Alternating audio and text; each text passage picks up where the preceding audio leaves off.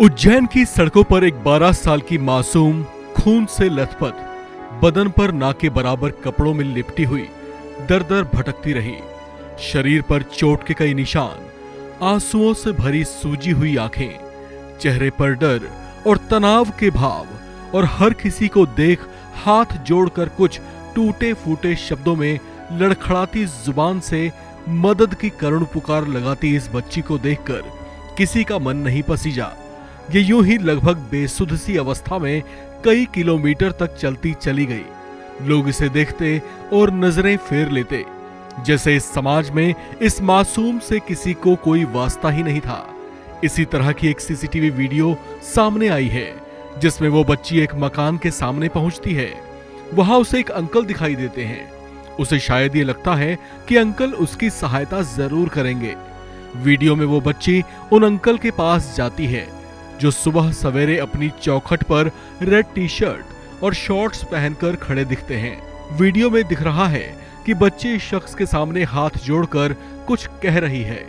शायद वो मदद के लिए गुहार लगा रही होगी, लेकिन इसके बाद जो होता है वो दिल को दुखाने वाला है। उस बच्ची की ऐसी स्थिति को देखते हुए भी वो शख्स ना तो बच्ची का तन ढकने के लिए किसी तरह की कोशिश करता है और ना ही उसकी मदद के लिए किसी तरह का प्रयास करता है। उल्टे लाल टी शर्ट पहने दिखा ये शख्स वीडियो में उस बच्ची को हाथ से इशारा करता दिख रहा है, जैसे वो उसे वहां से आगे चले जाने को कह रहा हो। इसके बाद वो मासूम मायूस होकर उसी जीर्ण शीर्ण अवस्था में वहां से आगे बढ़ निकलती है। दैनिक भास्कर ने इसे लेकर अपनी एक रिपोर्ट में बताया है कि उनकी टीम जब उस घर के लोगों से बातचीत के इरादे से वहां पर पहुंची तो आधे घंटे तक आवाजें लगाने और डोरबेल बजाने के बावजूद कोई घर से बाहर नहीं निकला।